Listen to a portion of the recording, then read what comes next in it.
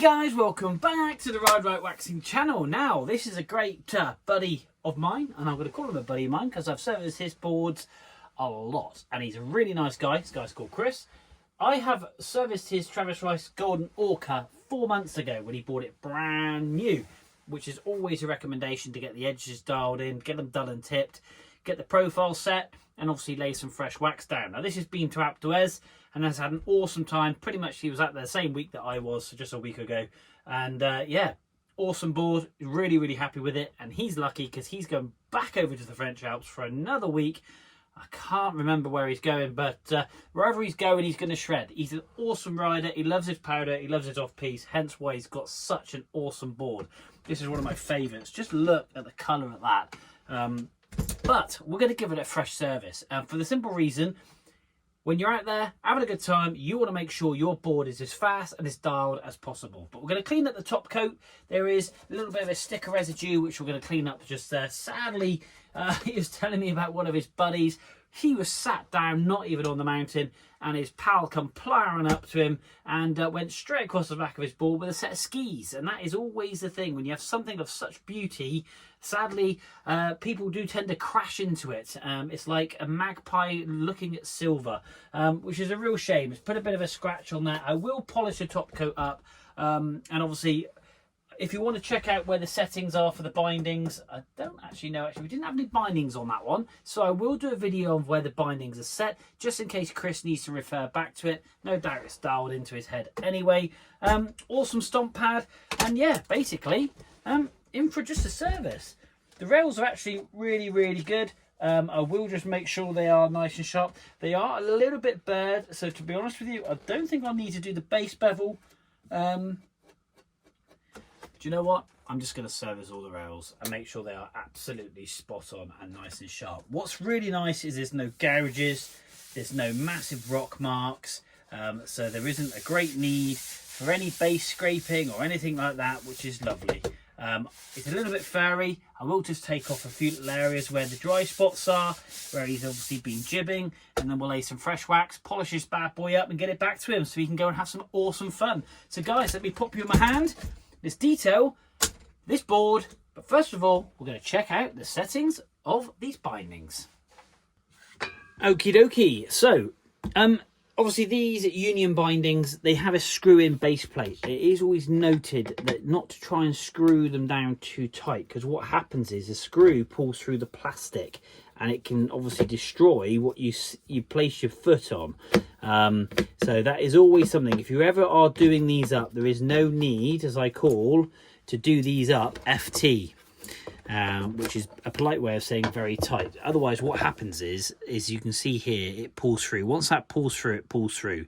So a little bit of Loctite. Loctite I use is 243 Loctite.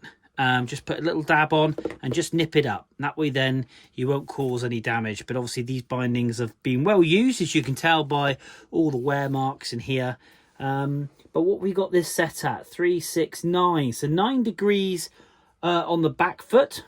And we'll have a quick look on the front. So it gives me an idea also when putting these back on where they sit. We've got a bolt hole just there, as you can see, 2 in the centre. I haven't got any exposed bolt holes just here, but it's always nice. If you are unsure, let me just grab my little blue pen. Is just a dot either side so you know which side of the holes they're going to sit. So just put a marker on there and then you know where they are. We've got obviously the arrow just there, which is 3, 6, 9. There's the arrow, and that way then you can just line it up nice and easy if you need to, or if obviously Chris wants to adjust these or move them when on the mountain, we can do so. Let's quickly jump on to the front foot. Okay, so onto the front foot. Let's just pull this up.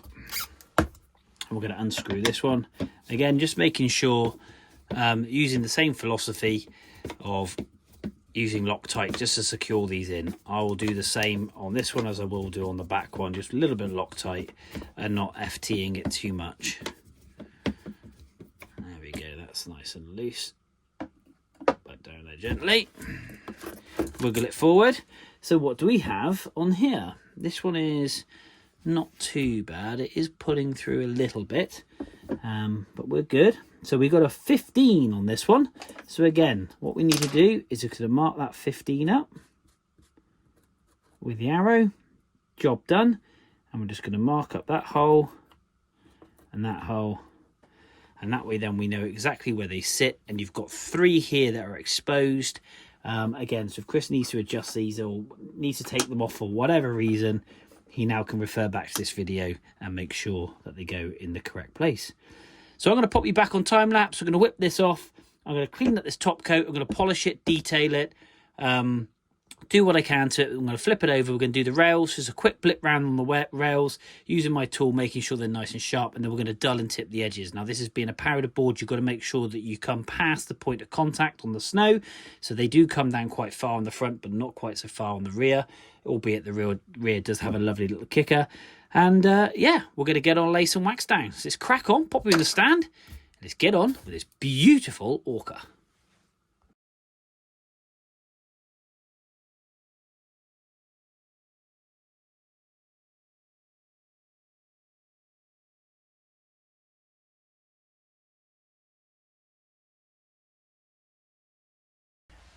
Right, what I'm going to do, instead of using the file, which can be quite abrasive, and these rails, like I say, are in fantastic condition because the board's very, very new, and obviously Chris has packed it away and dried it properly, which is great. So there's no corrosion.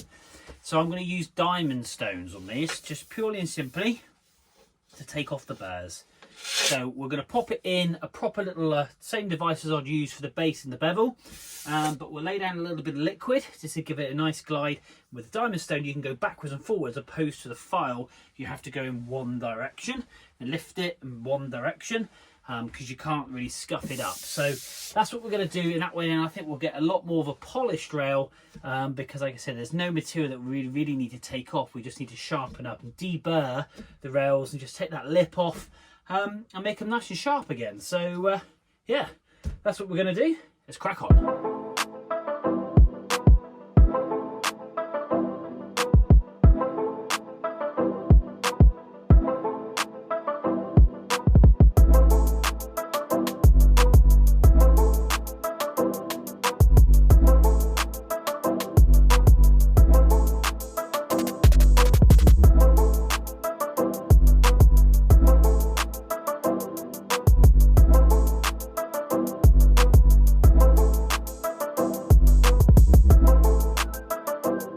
Right, so it's time to start stripping the wax off this board. Right, we're just going to polish up the top coat. We gave a really good clean to this bad boy, and obviously got that sticker mark off the front. Just detailing that up, and what I'm going to do just after this video, I'm going to lay a little bit of epoxy down once the board is all stripped off. Just on the little nose bit there's a little catchy bit. I'm just going to try and stick that down. It's very flimsy, but we're going to give it a go. Yeah, we're going to give it a go and try and stick that down. And we've got a little nick just there, we'll put a bit on there. So but I'm going to do that after I strip the wax off of it, purely and simply because I need the time for it to dry, and it can sit and dry before I wrap it up and send it back to the customer. Okay, let's get the sharpener out. This thing is nearly ready. Gonna make it snow. Here we go.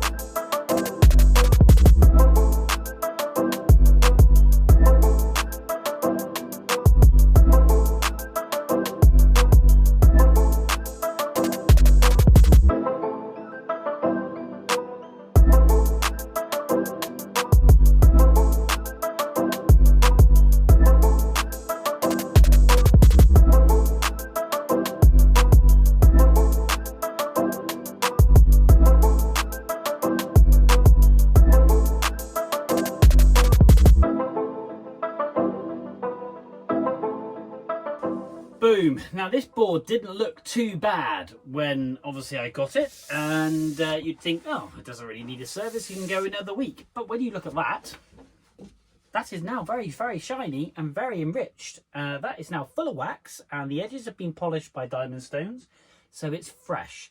It's going to hit the snow. It's going to perform as good as the day, obviously, Chris got it. This thing looks awesome.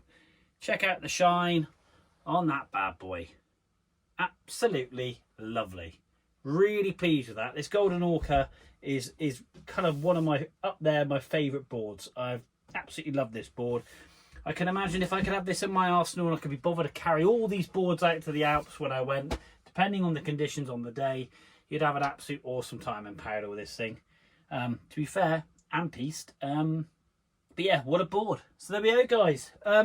One LIB Tech Golden Orca, all done. Really, really pleased with this. I'm going to put the bindings back on it. Put those back into the same settings that we found them.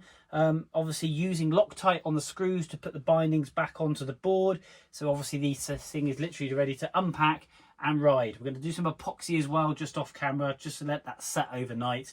Only because I'm being fussy and I just want to seal it in because it's such a beautiful board. But there we are, guys. Another board done in the Ride Right Waxing Workshop. Guys, hit subscribe. Bang! And yeah. Go to Instagram, follow me on there. I'm on Facebook as well. And until next time, from another awesome snowboard here in the Ride Right Waxing Workshop, we will see you soon.